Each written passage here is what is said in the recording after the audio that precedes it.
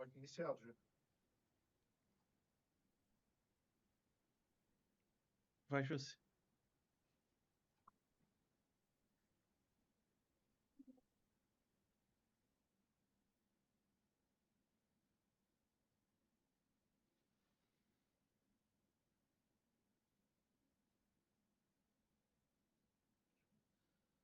José, pode começar.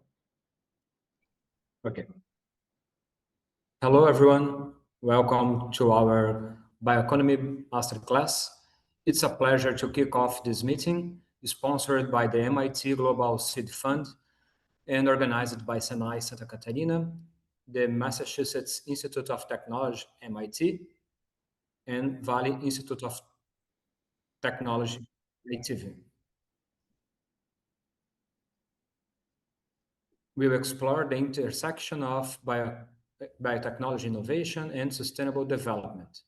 Our goal today is to promote a high level and change on how biomass valorization can transform our economy, bridging science and market viability. To lead these exciting conversations, we are honored to welcome three researchers who are experts in their fields. Dr. Mark Baif from MIT, who will open our talk with some concepts and ideas regarding bioeconomy. Dr. Eduardo Melo from SENAI Santa Catarina, who will bring some insights on food waste valorization and present the açaí case study, and Dr. Rafael Valadares from ITV, which will show us some cases of studies from his own research with Amazon's bioproducts. Without further ado, we now turn the floors over to our speakers to kick off our Bioeconomy Masterclass. Professor Dr. Baif, the floor is yours. Thank you. Thank you, Josine. It's a pleasure to be here today to open up this masterclass in the bioeconomy. As Josine introduced, my name is Mark Bata. I'm a professor in the Department of Biological Engineering at MIT, where I have been for a little over 15 years, located in the northeast of the United States in Cambridge, Massachusetts, also known as the other Cambridge. So I'm going to dive into the class by first introducing the linear economy that will lead to a introduction and overview of the circular bioeconomy, which is the contrast to the linear economy. So today we largely live in a linear economy, and this figure shows why this economy is unsustainable. So you're looking at the year on the horizontal axis that we're in, and the number of Earths of consumption, effectively of production of all the products that we use every day on the planet on the y-axis. And you can see that today in 2025, we are consuming approximately 2 Earths to sustain ourselves. What does that mean? Well, the linear economy is defined as taking from the planet, making a product, and then disposing of that product.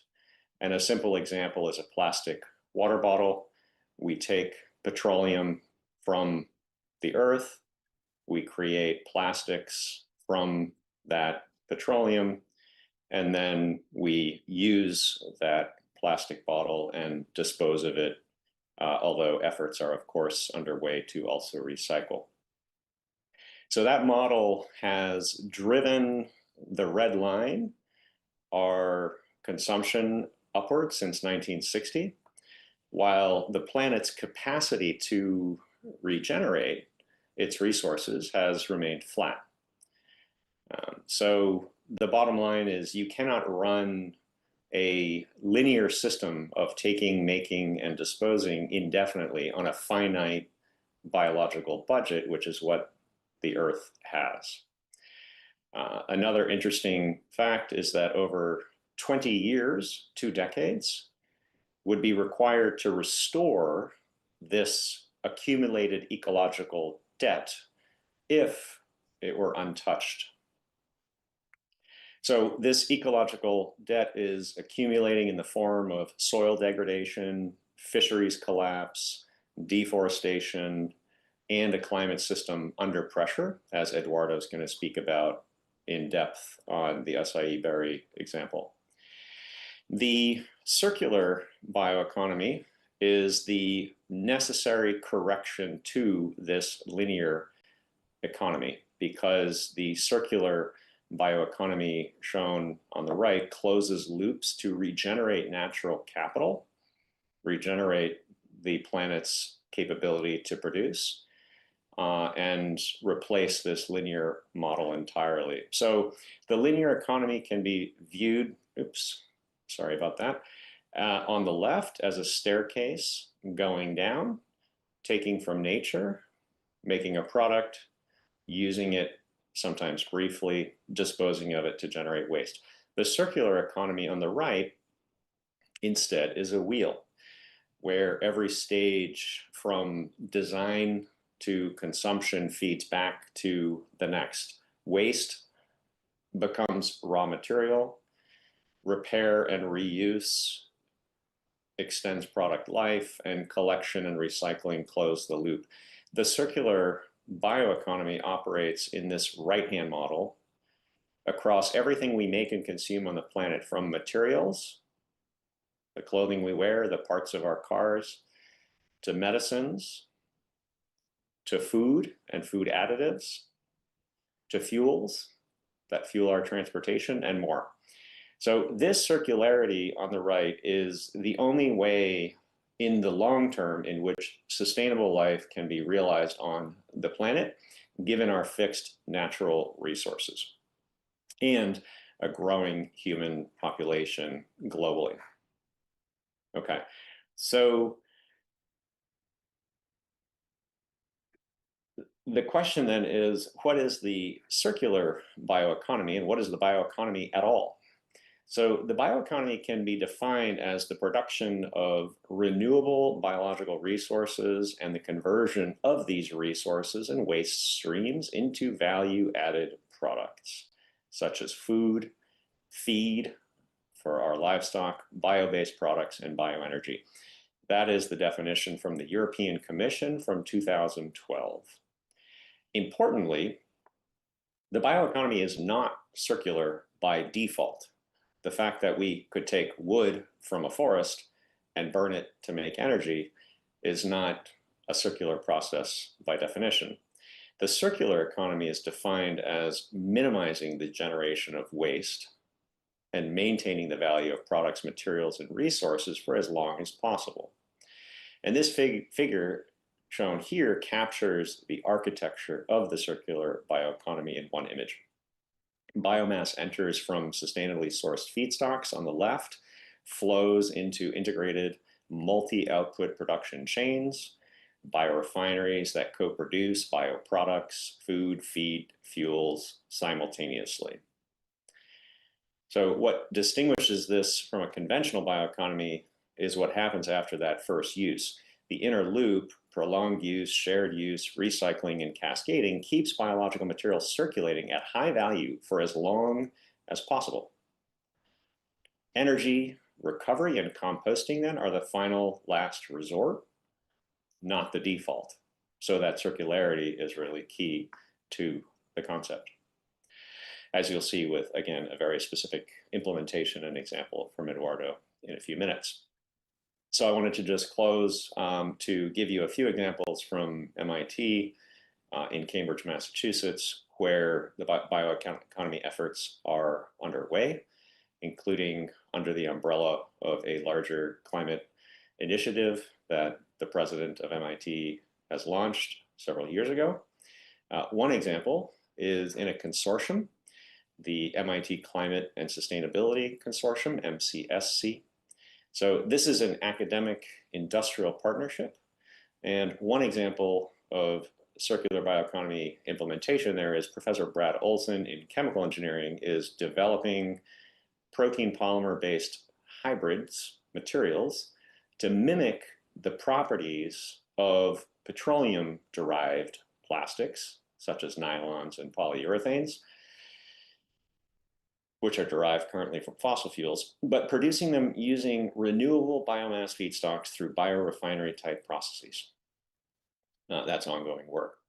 And then on the commercialization front, a fabulous example of circular bioeconomy is from Professor Chris Voigt from biological engineering, where he spun out a company called Pivot Bio over a decade ago, where instead of manufacturing nitrogen in fertilizers through fossil fuel intensive Haber-Bosch process,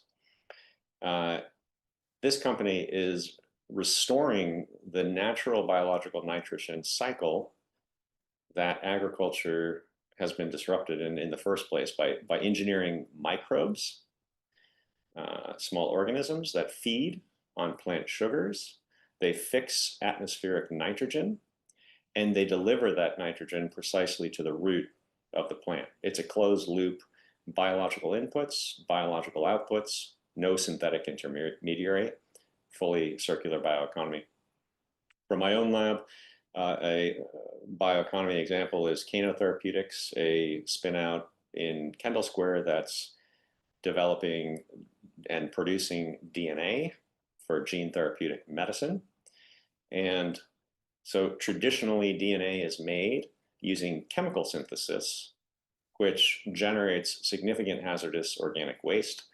Kano Therapeutics has replaced this process with a microbial fermentation-based biological process. Namely, the drug itself is the biological material. And this is an example of the bioeconomy operating at the pharmaceutical manufacturing level, bio-based feedstocks, biological production, no petrochemical intermediaries. Finally, to close out, in the classroom, I have teamed up with historian and professor of science and technology and society, Robin Scheffler. We developed a new class called the Bioeconomy and Society that we launched last fall. And this class is taught by myself, an engineer, and Robin, a historian. And we aim to bring students together across disciplines, and these teams of students shift over the semester.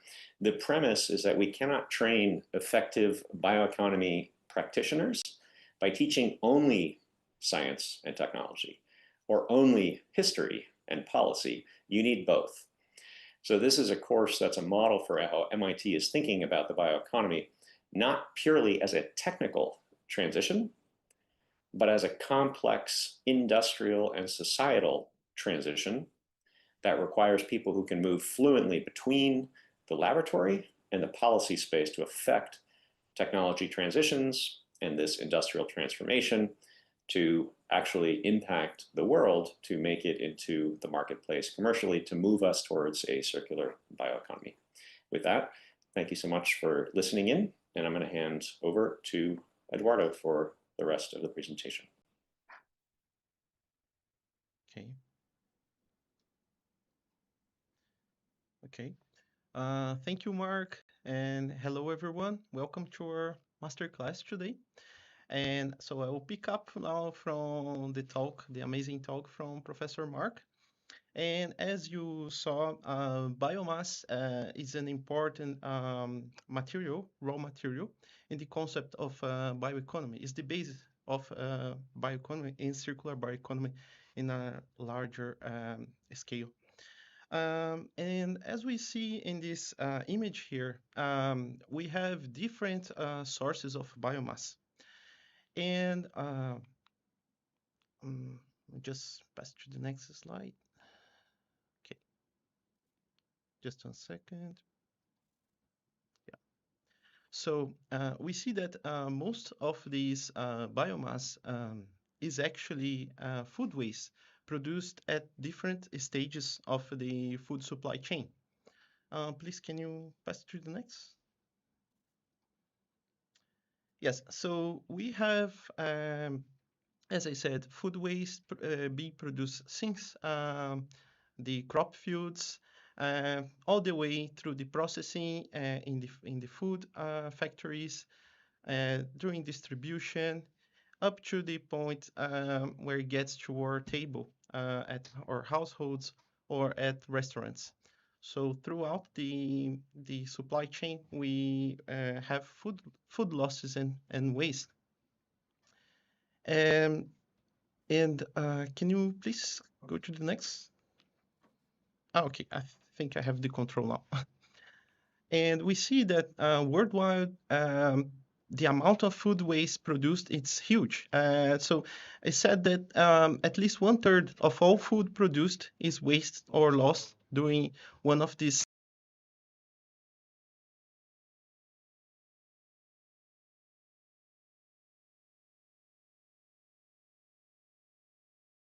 In terms of economy, this is a big loss because it amounts to about $1 trillion US. So imagine in a world where almost 1 billion people don't have anything to eat.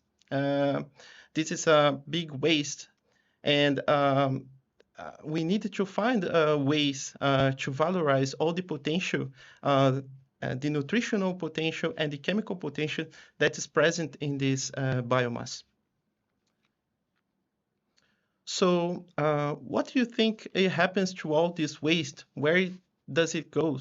So please, if you can write something in the chat to interact with us, that would be great. And so we can just have some ideas of what you have in mind. I'll give you some seconds to write. Okay.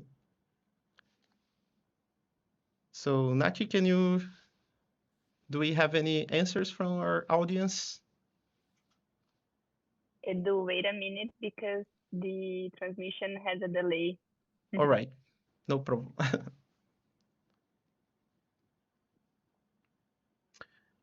We can also, you can write and then we can discuss that later as well. So we don't lose much time. So I'll go to the next. Okay.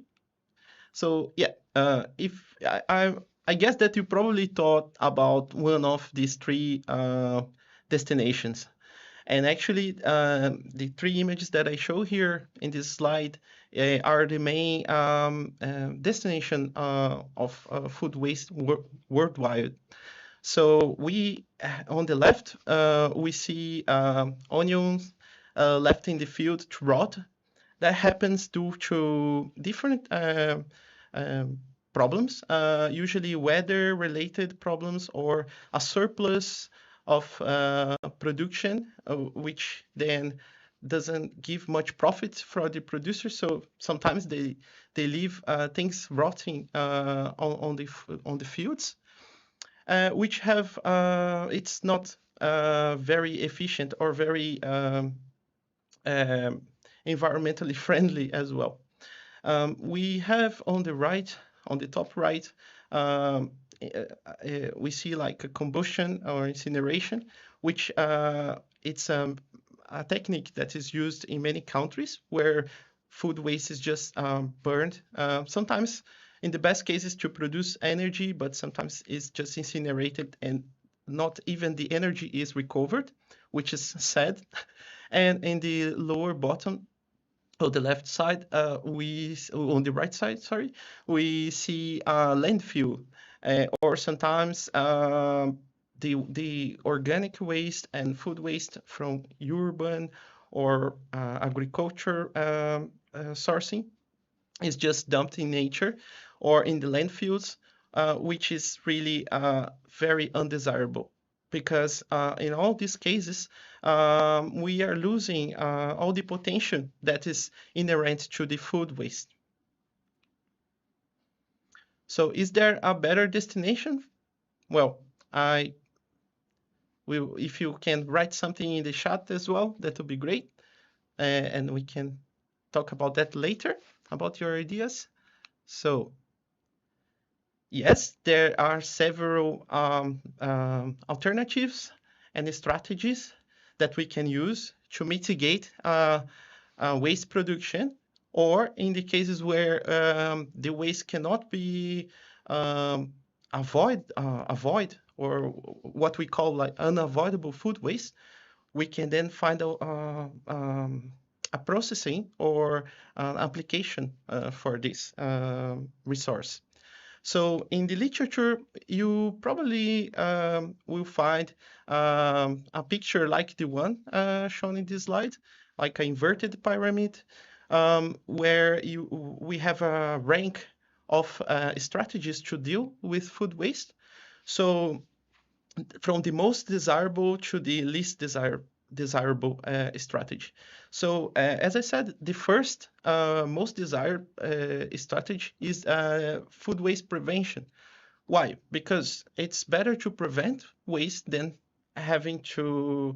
generating it and then have it to treat, which will mean loss of money and also have environmental burdens doing this process, right? In the second option, we would have using food waste for animal feed, which most of the time is this food waste is still suitable for feeding livestock because it's full of nutrients, vitamins, and phytochemicals, which can be incorporated in the food for the different livestock we have worldwide.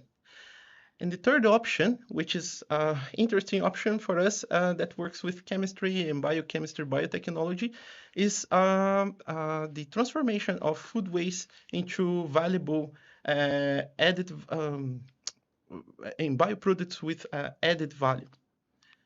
And this happens through green chemistry, right? So, oh, my pointer is not working again. Sorry. Just 1 second. My friend here is gonna pass the slides. Sometimes the pointer doesn't work. Okay.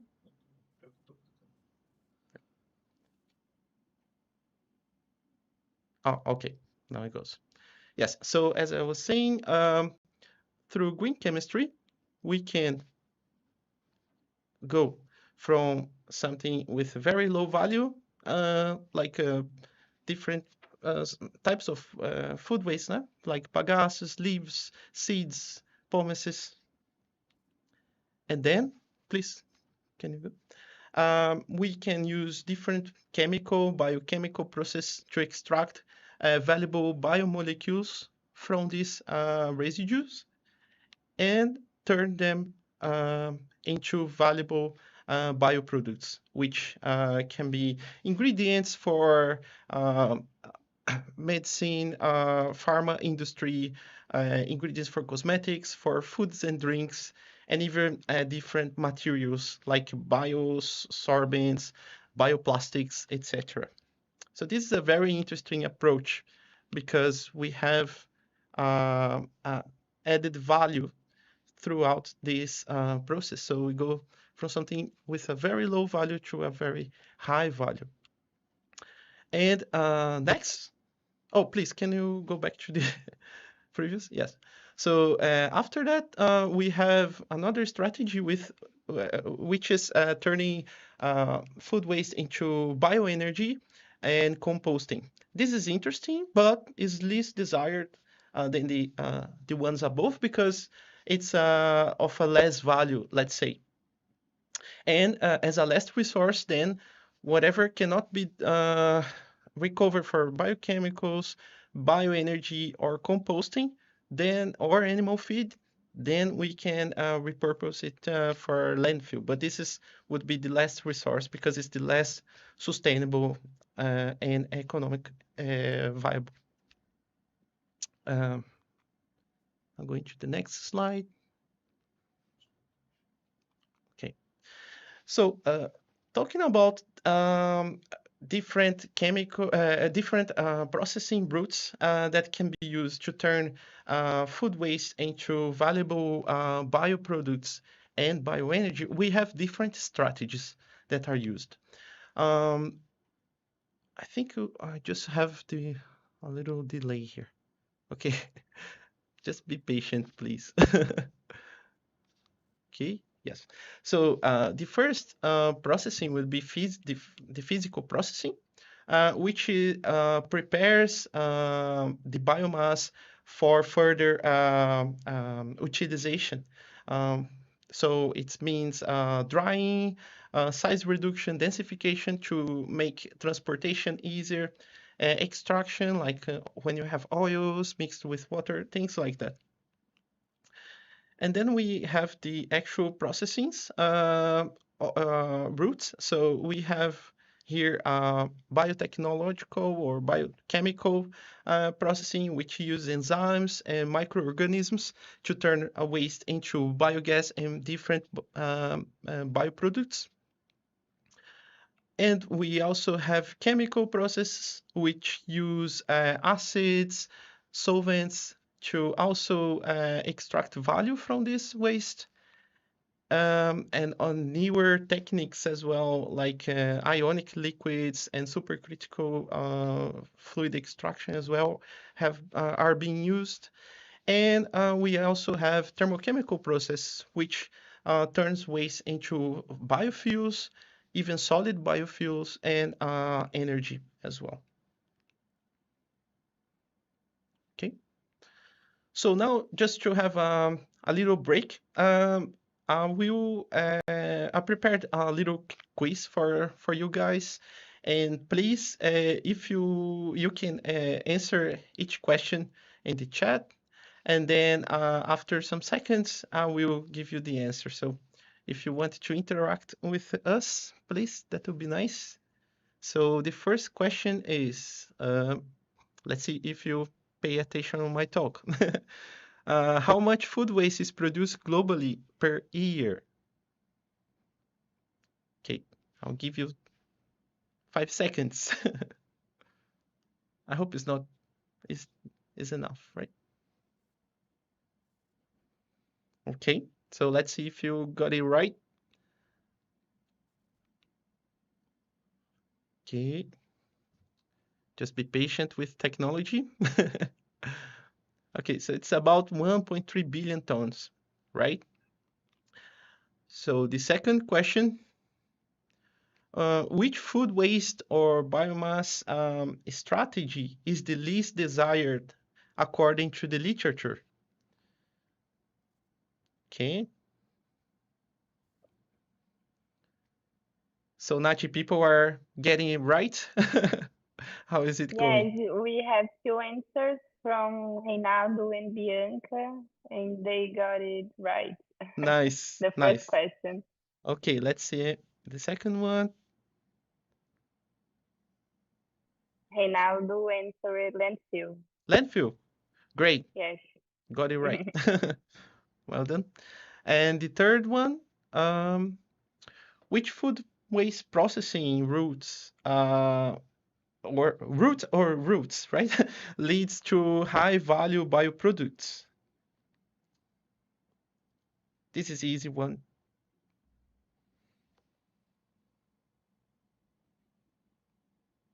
We got any answer, Nachi? Not yet. No? Okay. Reinaldo just said that he's paying attention to the presentation. Great. Let's see if we have one more answer. Okay. What do we have? Bianca said that she don't know. Great. Okay. I think that's it. Right. So I will spoil. Okay. So we have biochemical, also known as biotechnology, and chemical processes, which green chemistry is really important here. Okay, great. So now I had a little break. So let's go to the next part of the presentation, where now we'll take açaí waste as a case study for food waste valorization that I just talked.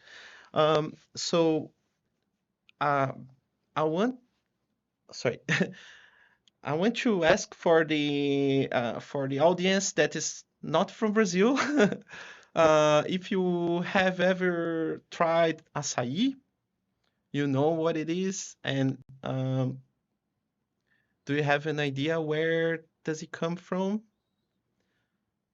Okay, so açaí, as you can see in this picture, it's this purple puree. It looks like a ice cream, a melted ice cream actually. And here you have it in this picture. You have açaí with cassava flour, tapioca flour, some shrimps, which is the usual traditional meal that you would have in the Amazonian region. And this is how they eat for thousands of years, since the pre-Columbian times. Okay. Não tá passando. Okay. It's not, just one second. We trying to pass to the next slide. Okay. So yeah, açaí comes from the Amazon.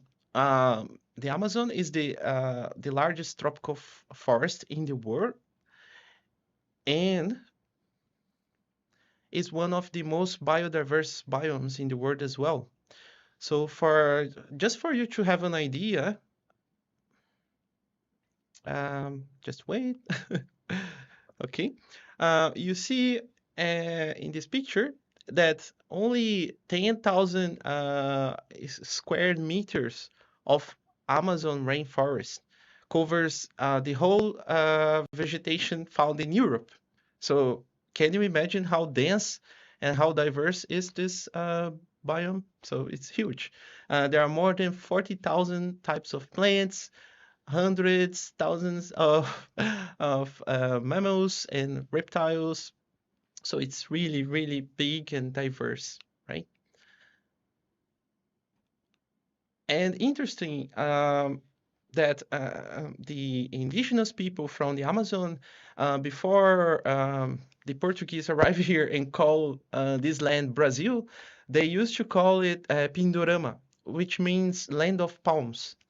And actually, they were right, because Brazil is really rich in palm species from the family Aracaceae, and we have more than 700 types of palms, and that it's equivalent to about 30% of all palms found in the world. So it's really diverse in palms as well. And many of these palms, they have economic and cultural value for the especially for the traditional communities. So we have different types found in the Amazon, but also in the other biomes throughout Brazil. And açaí, which is letter D here, is the major and the most important palm from the Amazon, and the most relevant for our Brazilian culture. Just one sec, that he's changed the battery of my pointer. So can someone please, yes, jump to the next slide? Yeah. Okay. So açaí is not only one species. We have different species depending on the region you are in the Amazon. So the west part is rich in the Euterpe precatória species. On the east side, we have Euterpe oleracea as the main species. Please, next slide. Yeah. And we also have different varieties, which are like subspecies. Although the most famous one is the purple one, which is worldwide famous now. But we also have white açaí, for instance. Next. And as I said, like açaí is historically relevant to Amazon communities since pre-Columbian times. Next. And traditionally, the people, the Amazonian people, they use they get advantage from the whole palm tree. So not only the fruits, but the leaves, the stem, the roots, they make every sort of product from it. So from the leaves, for instance, they make bags and rooftops. The stem they use to build houses. The roots, they make traditional medicines. And of course, the fruit is the most important one because it's their major staple food. So it's very important for them nutritionally. Please go to the next. Yes, one more. Next. Okay.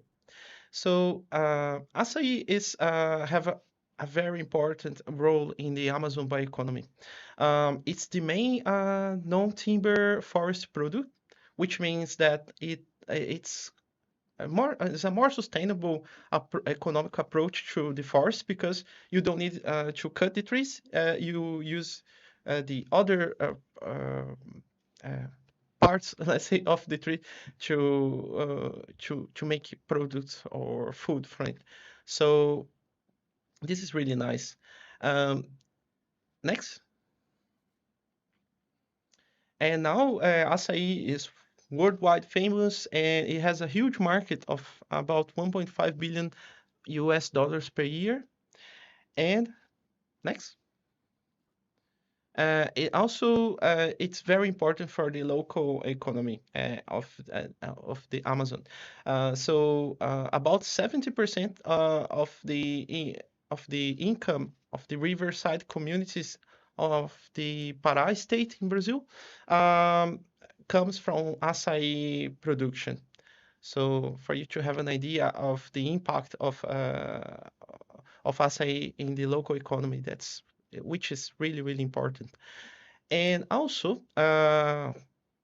since the açaí pulp boom that we had in the early 2000s, it helped also to reduce the açaí palm threat, extinction threat that was happening. That's because, can you show the next?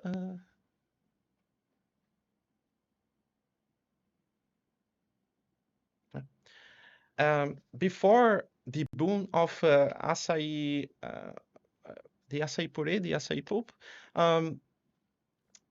açaí palms were harvested to take the inner part of the stem, which is called palm heart, palmito in Portuguese, which is a delicatessen, and it tastes like bamboo shoots. For whoever tried bamboo shoots, it's similar food. And but then of course to get it you need to cut the trees, which was leading to extinction. But nowadays the economy changed from palmito to açaí pulp, and now the risk of extinction also decreased. Next. So how did then açaí became so relevant in worldwide and relevant for the economy in Brazil, in the Amazon? Do you have an idea? If you can write in the chat, please. Nacho, let me know what people just wrote there. Yes, we have a lot of collaboration here in the chat. Let me see. Rafael said that white açaí is well consumed in Belém. Ah, cool. And Carolina said that she had no idea white açaí existed. And Bianca said that in Amazonas, there is a lot of people who live only because of açaí. It's really important for us in the north of Brazil. That's true. Yes. I'm from the south, but I did my research and I saw that it's very important. It's, as I said there, it's the main income for many people, many families depend on the açaí production to sustain their lives. So it's really nice. Yes. Yeah, so basically, how did açaí took the world then? Before, up to the 90s, early 2000, açaí was mainly known only in the north, in the Amazonian region.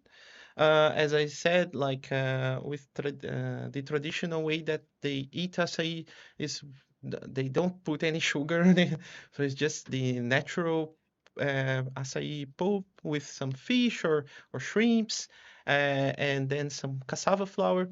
So it's a very nutritious food, and it complements with fibers, vitamins, and good fats the diet of the Amazonian people.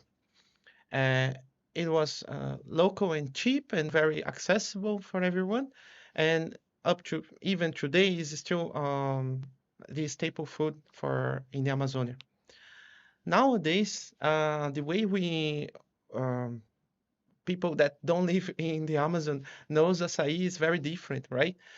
So even here in the south of Brazil, in the southeast, we eat açaí as a dessert. So it's usually mixed with syrups, sugar, honey, many different toppings, granola, fruits. And if you are in the US and you have tried açaí, probably you have tried it on this way, right? Looking more like an ice cream. So this was done to make açaí more appealing for the masses outside the Amazonia. So now they make different products, different mixes, ice cream, sorbets, etc. And at the same time, açaí also hit this boom of superfood and antioxidants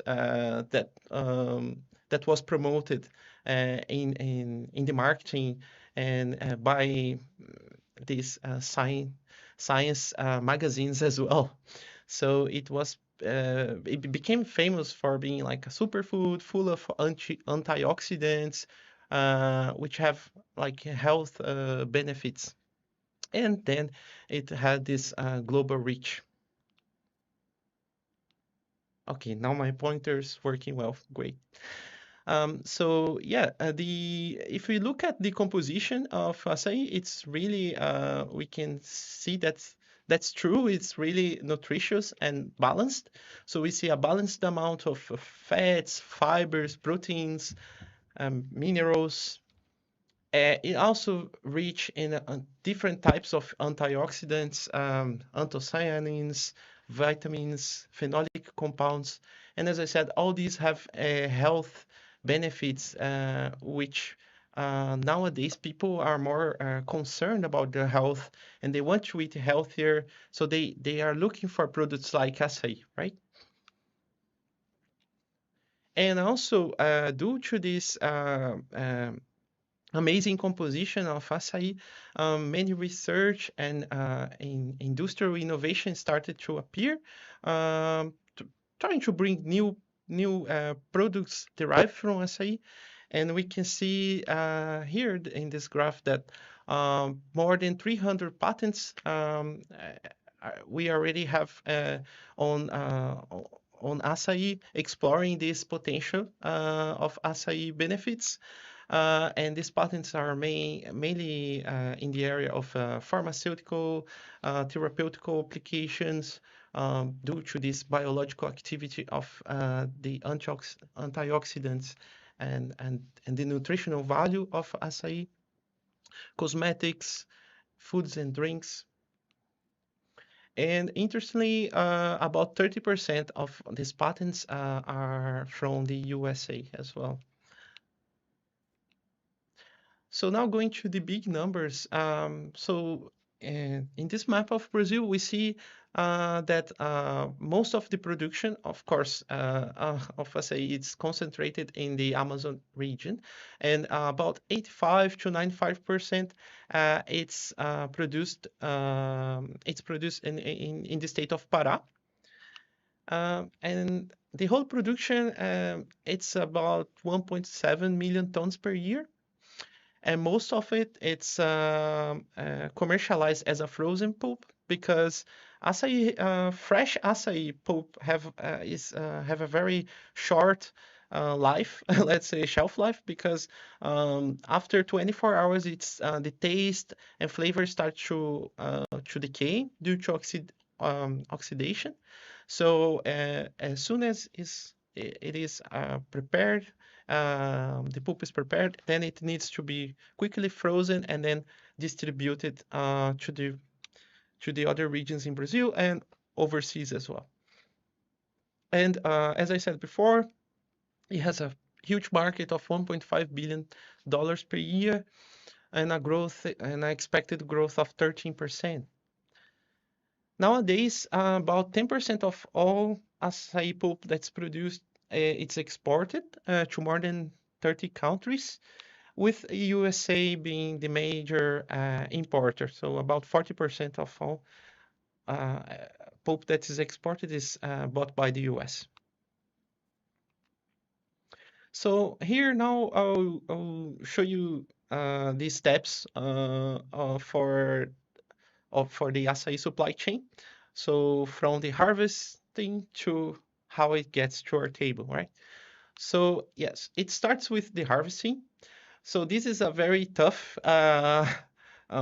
step and activity, because usually the traditional way that is done, you have these guys that the Amazonian guys that have some skills with the forest and a lot of knowledge of the region and expertise on how to climb the trees. And açaí palms are quite high. They can reach up to 25 meters high.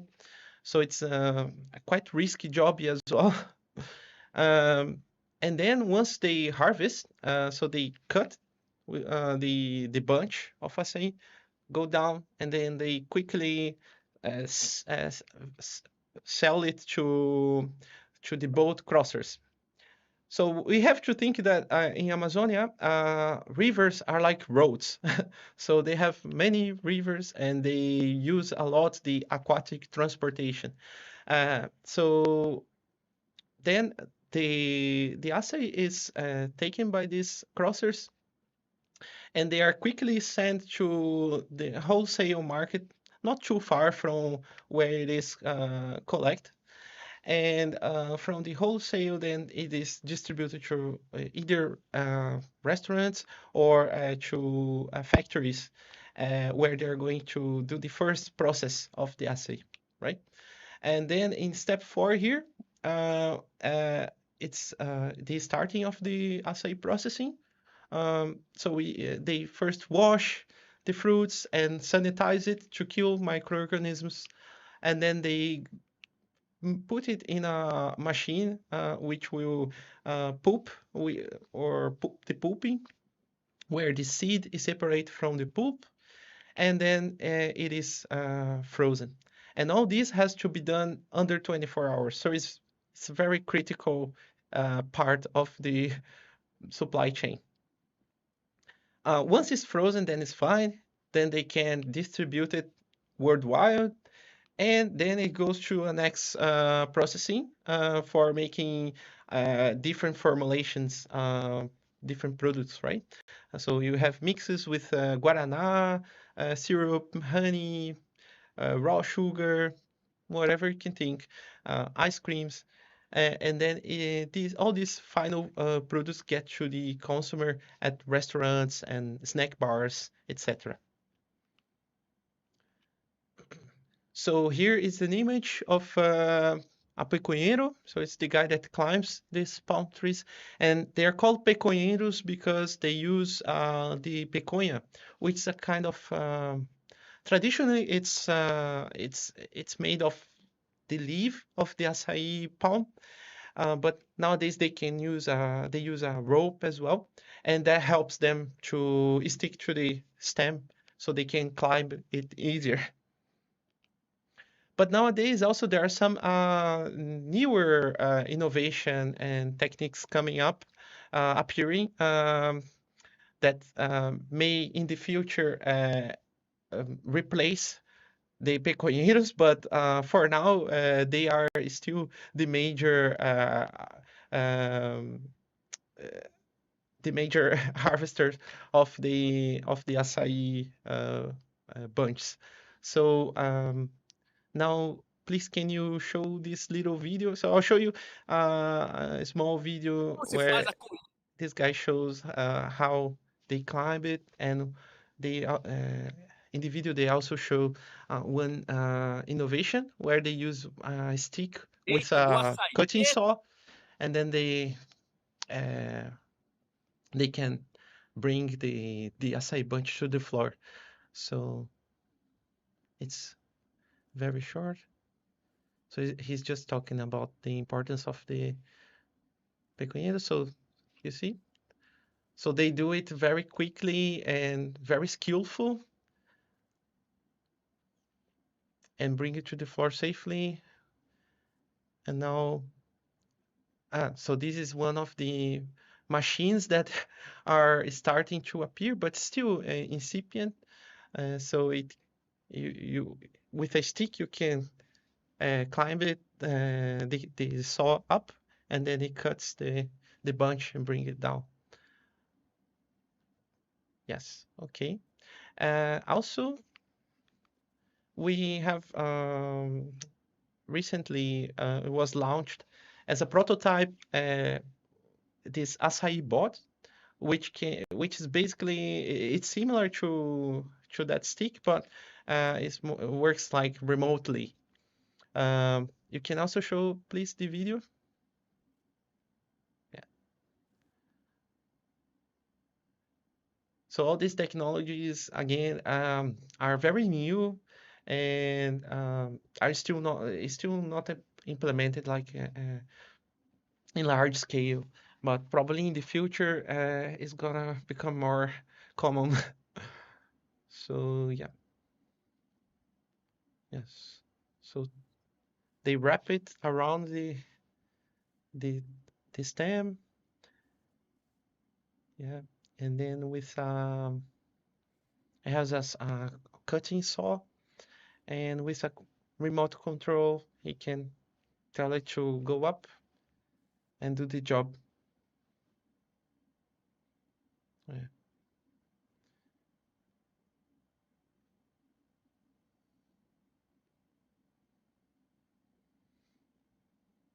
And of course, like, these innovations also may be quite expensive for many açaí producers, so it may not be a reality for the large scale so soon, right? But it's nice to see that many different ideas are appearing. Okay. And next, okay. I think it's not working again, my pointer, right? Okay. And in this video, she shows like the major steps of the processing of açaí from the fruit to the fruit pulp. You can turn on the audio, yes. That's in English. Here's already. a quick summary on how to process the açaí pulp.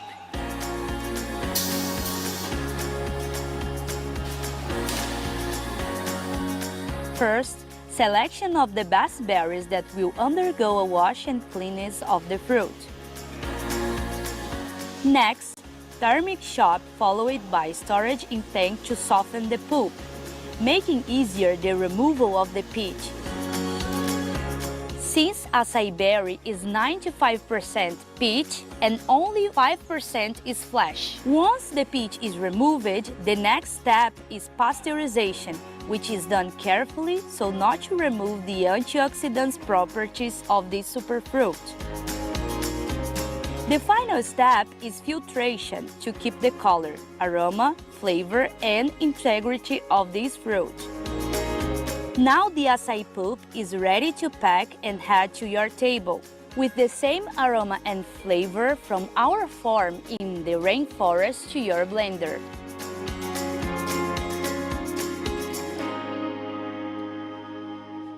Okay. Yeah.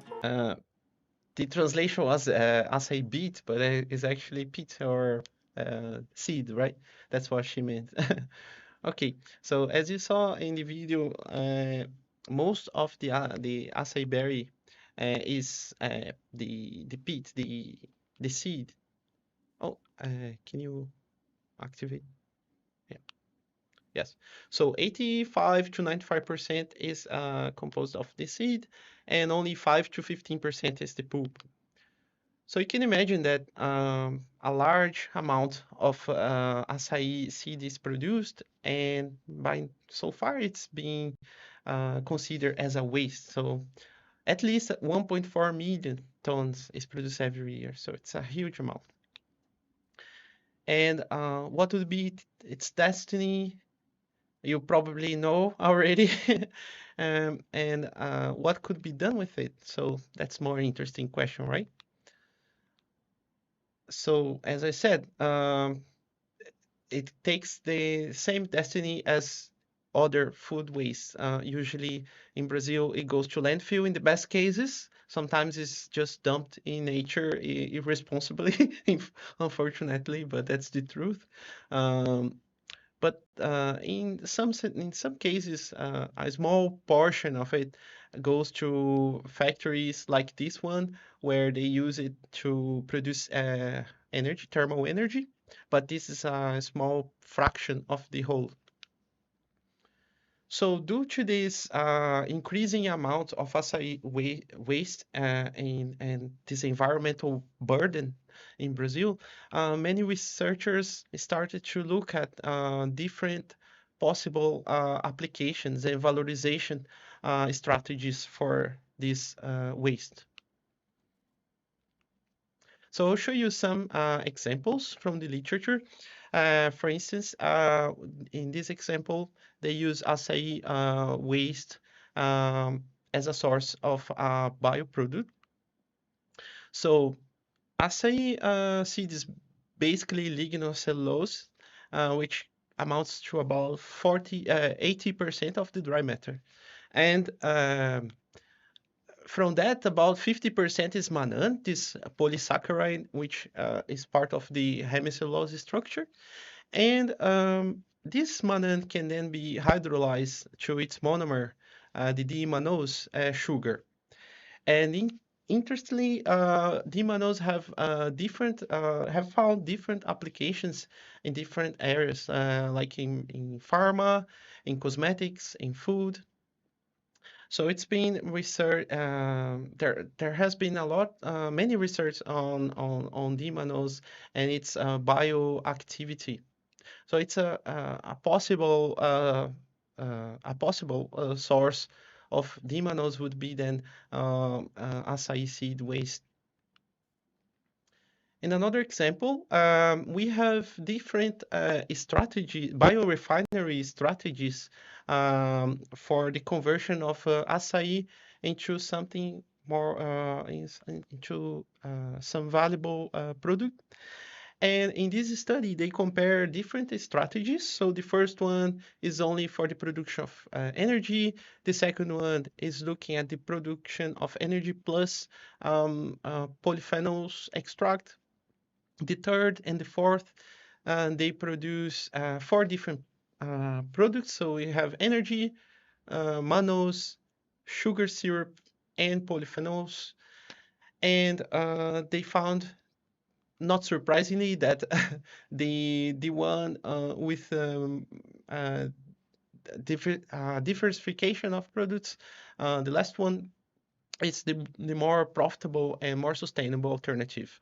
And in comparison with the third one, you can see that it uses in the process oxalic acid instead of sulfuric acid, which has a greater environmental impact. So in the end, the fourth option is a more sustainable one.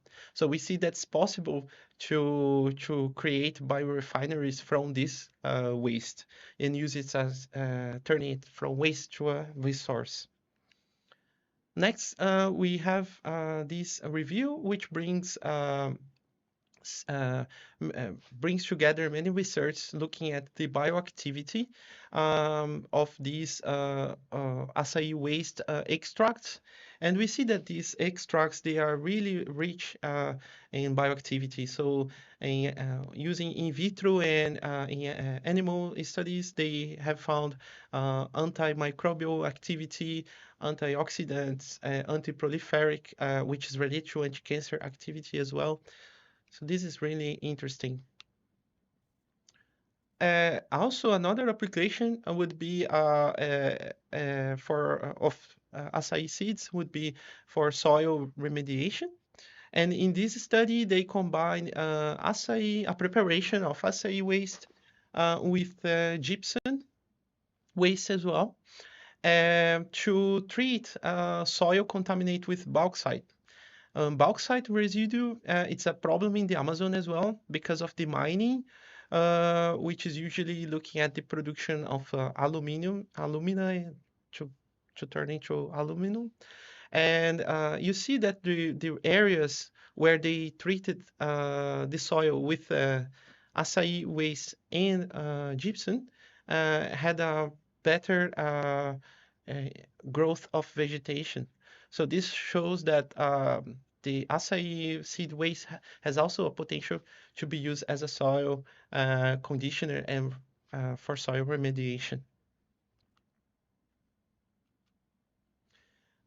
So now going from the academic world to the industrial world, we also have some exciting new products already in the market derived from açaí seeds.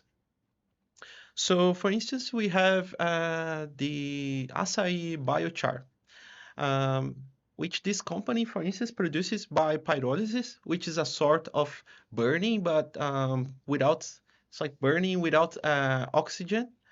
And they claim to use about 9,000 tons of açaí, which is a considerable amount. So it's a great idea that can also promote more companies to do the same, right?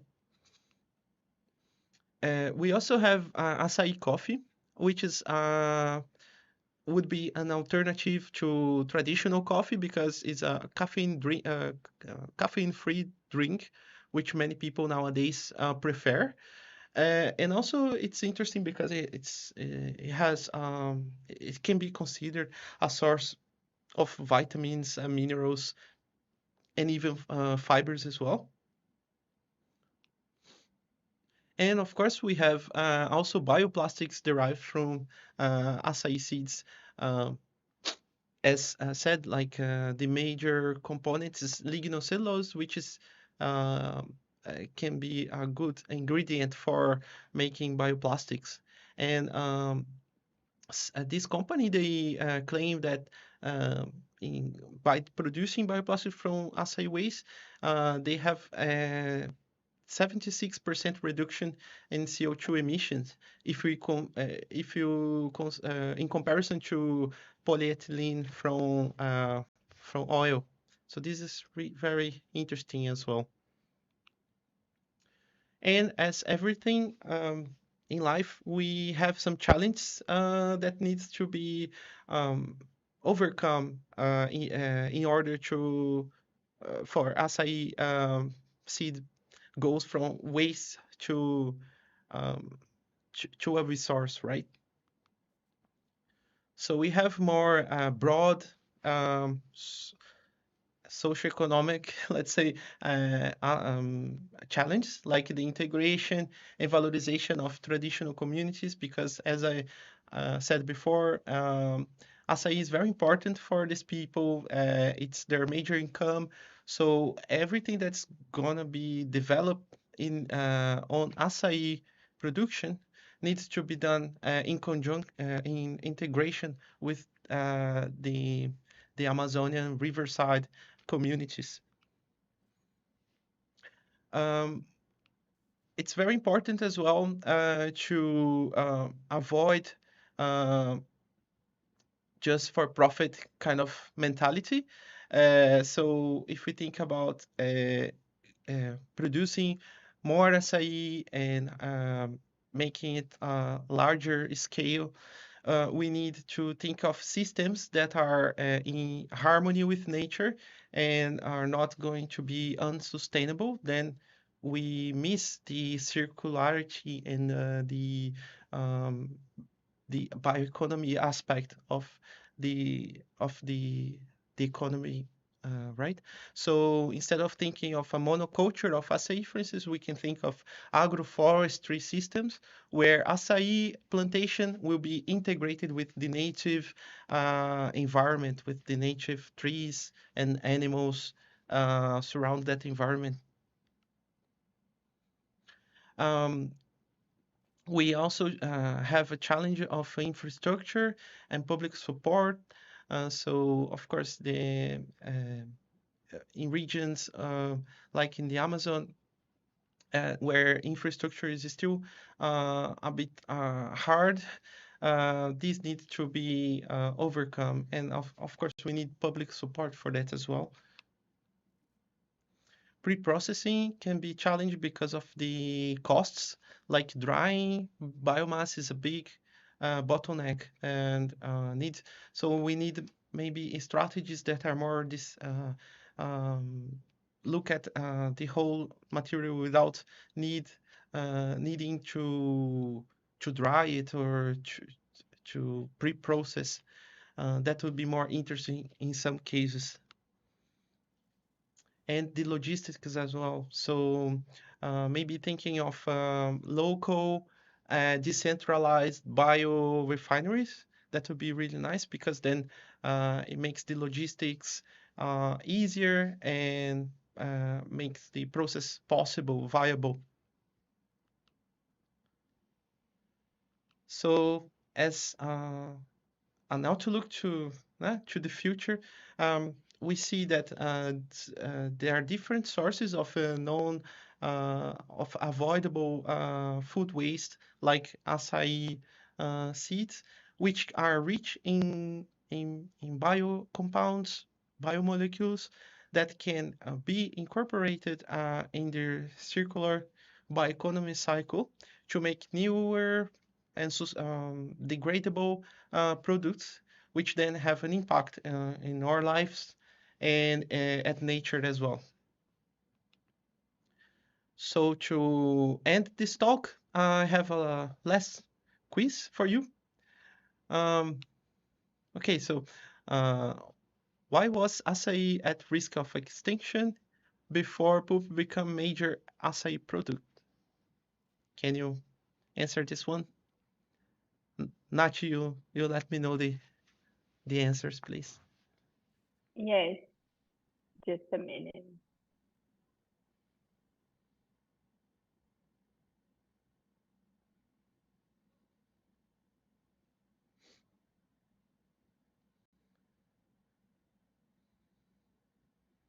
I hope everyone is trying to write something. If they're not slept, I hope not. No. Okay, good.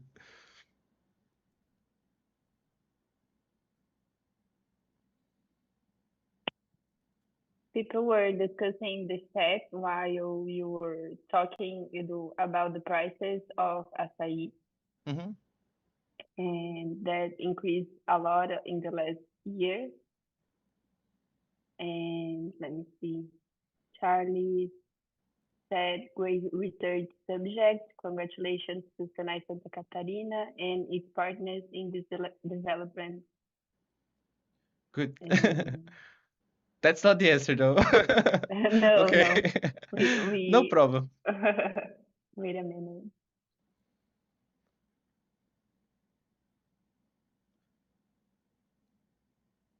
Rafael said because we ate palmito instead, and Yes, that's right. Sandra said because palms that was cut it. Yes, exactly. That's right. Congratulations, Palmito. Uh, what was the usual, what is actually the usual poop yield?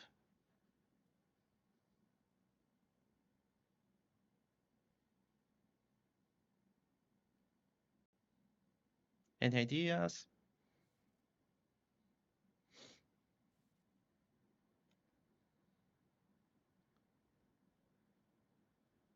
Wait a minute because we have the delay. Ah, okay.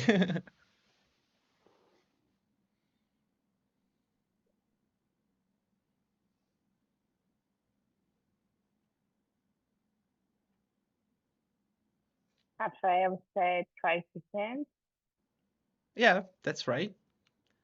5 to 15 in and he average. said don't know.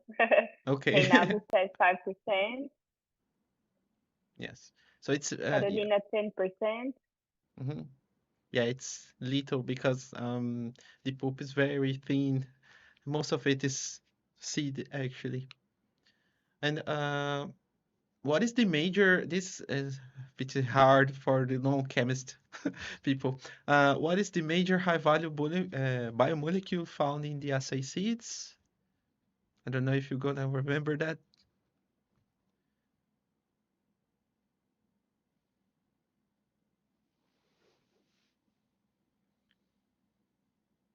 Any answer? Rafael said Manu.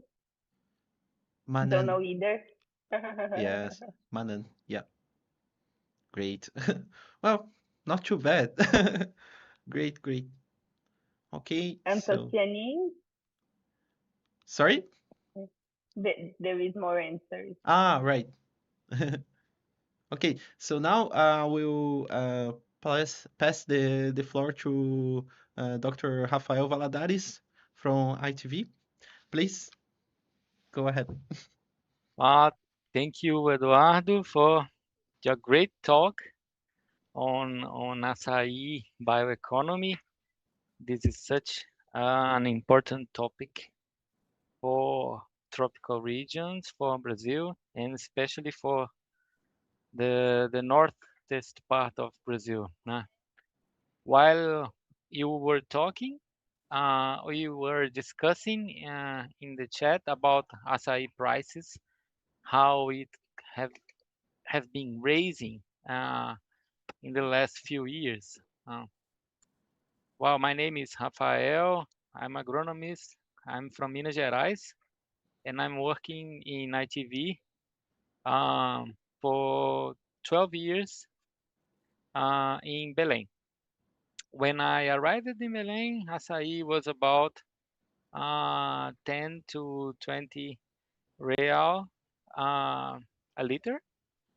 And yesterday, it arrived in his record price at 80 real per liter. So it's really a big concern here Mhm. because people really depends on this fruit, not only for selling, exporting, but also for eating and as main source of nutrients together with fishes and other fruits. So it's a big concern and it's a great topic of research. So first of all, many thanks for inviting me to participate. So here I would like just to show some examples on how ITV is dealing with bioeconomy topics in the last few years. So about açaí, I have no slides about that, but we are just concluding the few high quality genomes of Euterpe oleracea, Euterpe edulis, and Euterpe precator. together with other bioeconomy products like the rubber tree seringueira genome, the pirarucu fish genome. So along açaí, there are other plenty of products that we should address in the next years.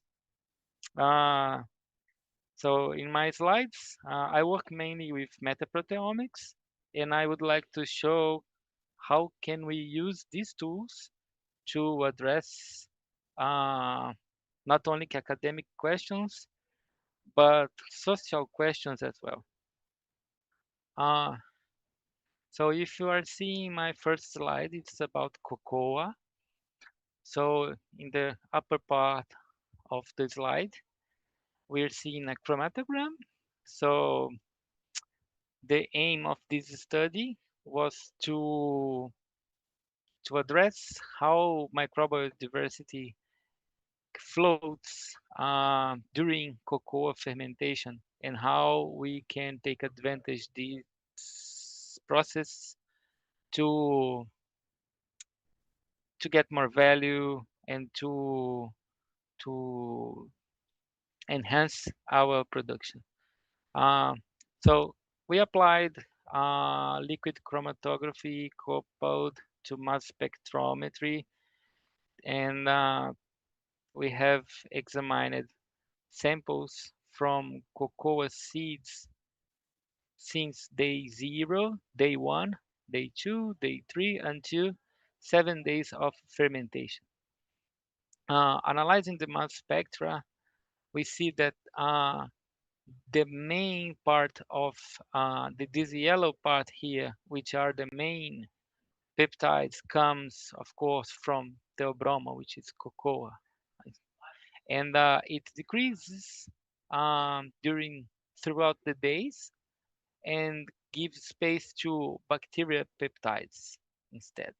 So the great observation here is that from day 3 to day 4, day 5, cocoa peptides or cocoa enzymes give space for bacteria to produce their products and aroma and flavors and everything that comes out from cocoa beans.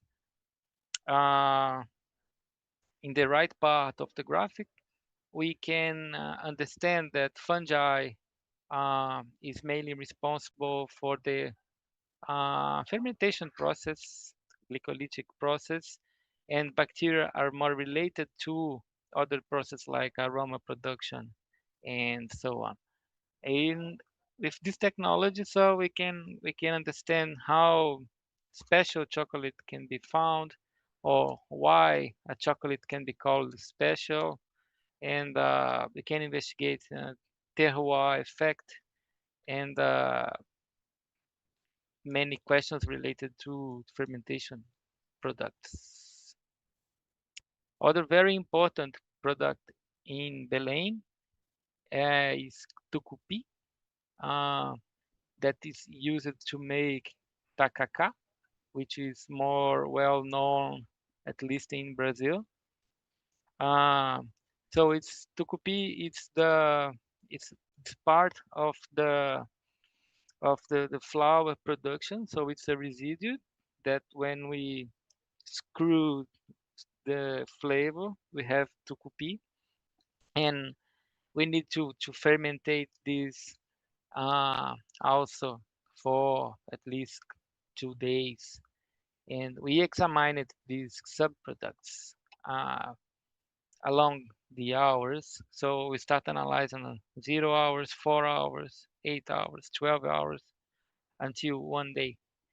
And here in this slide, we compared common tucupi with inoculated tucupi with a special cepa of bacteria. So the inoculation of this bacteria have accelerated and stabilized the controlled fermentation. Here we show period, the control versus inoculated, and we see that the glycolytic process is enhanced every time we have bacterial inoculation. In this work, we continued studying tucupi, but at this time we went to the street and we bought tucupi ready for consumption, and we evaluated based on peptides, the microbial diversity and activity. And surprisingly, we found 400 genera of bacteria in this living product. So this product is alive and it's functional. So we have so much to learn if we apply the correct tools, right? So, well, main result here is that we have a huge diversity. We have many potentially beneficial microbes, and here we can see their names, but we also have pathogens. So it's very important. We're not here to say if it's safe or not to eat. I guess I'm sure that people already know if it's safe or how to consume, but more science is needed to understand better how it can be used and how we can add value to these products. So yes, in ITV we are working with açaí, pirarucu fish, rubber tree, tucupi fermentation, and cocoa fermentation. We have not addressed açaí yet, surprisingly, but this framework of metaproteomics can be used to understand active microbiota, their enzymes, and their functions in any bioeconomic product. So I do believe that these molecular tools can be used to not only to advance scientific knowledge, but to move beyond the walls of academia and make real impact on society. One may argue that this would cost a lot, but I can tell you that it's not true, uh, at least partially not true, because once you have the equipment, once you have the setup, once you have the knowledge, price of analysis goes down. So if it is interesting to us, if it is interest to Brazil, if it is interest to the world, we can go large scale and we can offer this technology for the society, not for academics, not for us. I truly believe that people need this knowledge more than us, and this is our challenge here. So that's it. Many thanks.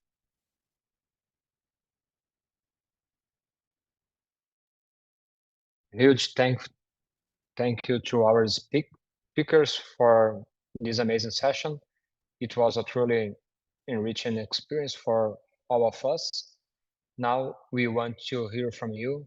If you have any doubts or could like to share your thoughts on what we've discussed, please don't be shy.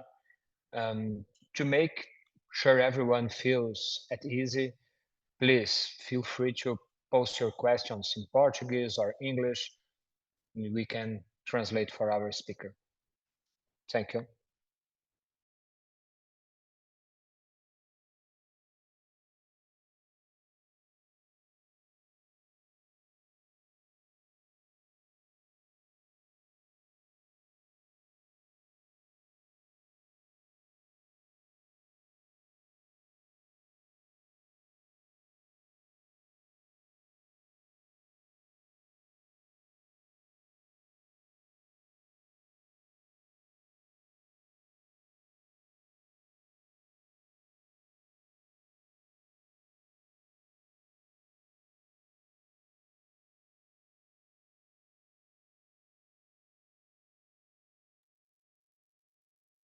Let's wait a little because we have the delay transmission.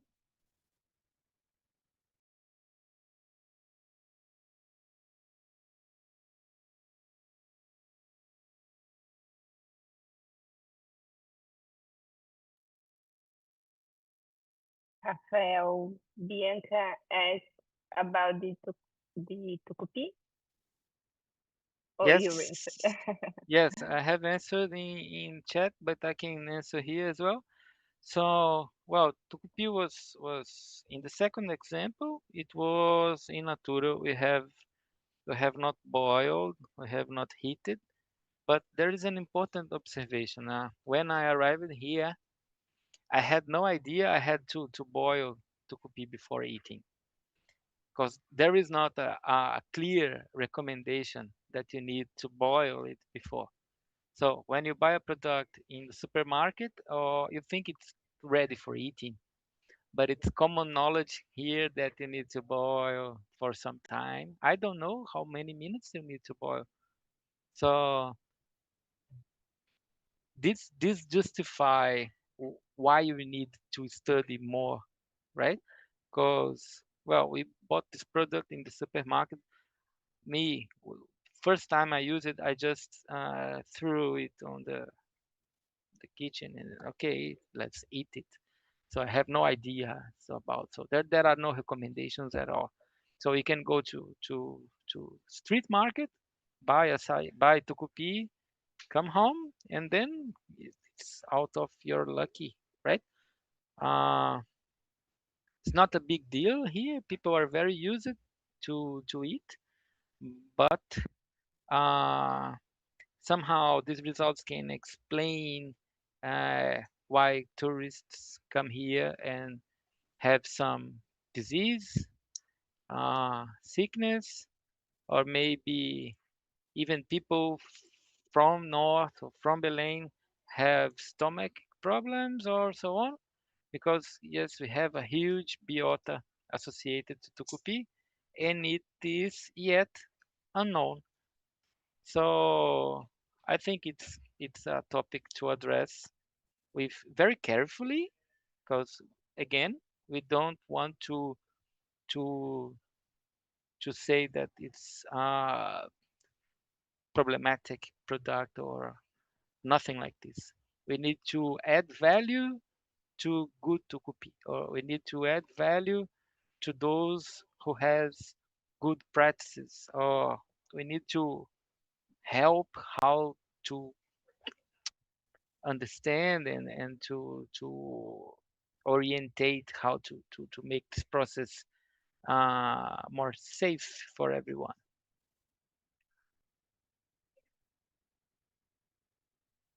Thank you, Rafael. We have a question from Sandra.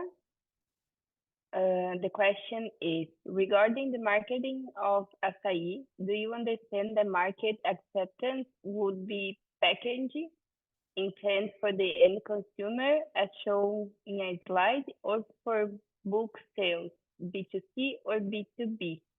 I think this question is for Eduardo. Repeat, please. I couldn't hear well. Yes. Podia Regarding aumentar the pouquinho o som? can I? Yes. Regarding the marketing of açaí, do you understand the market acceptance would be packaging intent for the end consumer as shown in a slide, or for book sales, B2C or B2B? Okay. Regard the packaging. Is that it? The packaging. Packaging intended. Embalagens destinadas ao consumidor final. Okay. So is the question about the bioplastics made of the açaí seeds? I understood that it's about the. Okay. You hear? Okay. I'm reading the question just Okay. to try to understand it.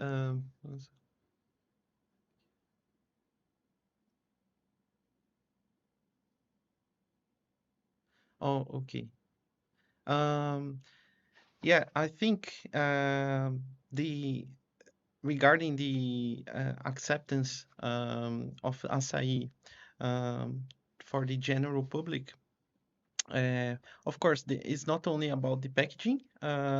If I understood correctly, the question is not only about the packaging, but more about the flavor. Because you know, I guess you're from Sandra, from Brazil, so you know that we have a sweet tooth. We like desserts and the açaí as it is eaten in the Amazonia, it's quite exotic for the rest of Brazil, and also over many places overseas as well. So they had to um, be more creative about the marketing of açaí, and that's why we see the products more common to us is açaí mixed with sugar and syrups and as an ice cream formulations. Yeah, I think that's it. Sandra made a question for Mark. She's asking how the MIT fund are interested in developing this kind of project. Yeah, it's a great question. So, you know, the use case of revalorization of food waste, for example, in the acai berry case, is a generalizable topic that applies to many, many, many types of agricultural products.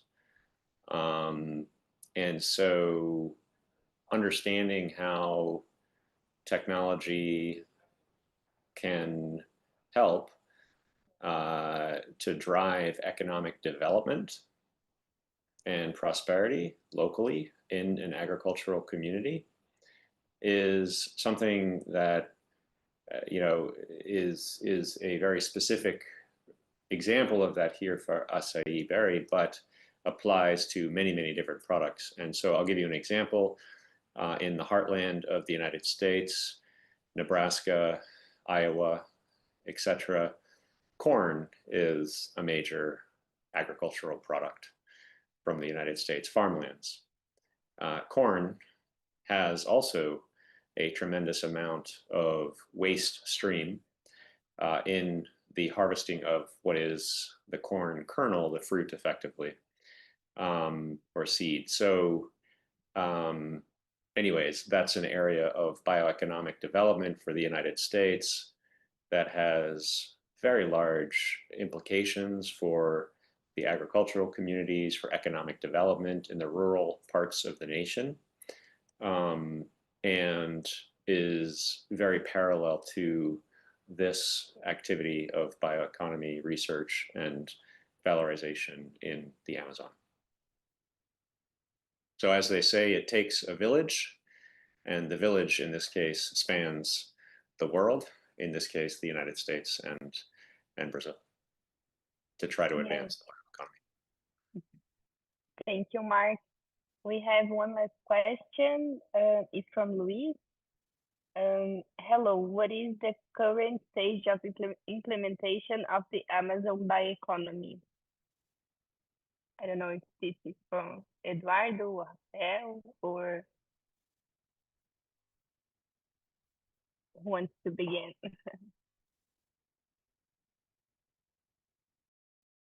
But I would say that we are in a early transition, right? We still are deep rooted through the linear economy. There are some examples of effort from the government, from the public, from private sectors on bioeconomy strategies, but in my opinion, it's still early days. But I think it's slowly as and the policymakers especially are becoming more aware of it, and with the help of academy and the public as well, it's kind of pushing towards it, but it's in still baby steps. I would say. I don't know if you want to Yeah, conclude. I would agree. It's very early days in what will be an industrial transformation, an industrial revolution that happens over the coming decades. Like any industrial transformation, you can take computers and semiconductors and AI as an example, which started really in the 1940s. What is very important, in addition to policies and regulation, is economic pull. So creating products that consumers want to purchase. When consumers want to purchase products, then that drives investment by companies, by universities, by governments to help sustain and further develop that industrial area, and can even create new areas of science and technology. So in the computer semiconductor example, very early research showed how you could compute in the 1940s and 50s already for very specialized examples of computation. But as consumers started to engage and want to do more with that, that really drove the entire semiconductor industry, and artificial intelligence was even created as an entirely new field that didn't exist. Anyways, in this case, it's very important that we collectively try to find how we create economic value for consumers, because then I believe the incentive will drive further technological development, as Eduardo was pointing to, but it's very early days. Yeah, I would add, here in Belém, at least, bioeconomy is a very hot topic in last years. With the COP30, it has really exploded. And still 2026, we had already 3, 4, or 5 big forums of bioeconomy discussion. Well, I guess we have a big or small forum of discussion every week in Belém. Somewhere, someone is discussing bioeconomy. But myself, I'm not very patient with discussion. So I think people are discussing, and we need a little bit more action, like research and engaging community or so on. So yeah, it is being discussed. Policymakers are doing their job as well, but I think we need to move a step forward, and we can do it. Yes, that's it. Thank you. We have no further questions. More on time, I'd like to thank you, everyone. Thank you, Rafael, Eduardo, and Professor Mark. It's a pleasure to have you here with us and bring some knowledge with us and share this knowledge with us. And it's important for us this moment. Thank you for everyone. Thank you for joining, and thank you for organizing. Thanks. Bye. Bye-bye. Bye. Bye-bye. Não, mas depois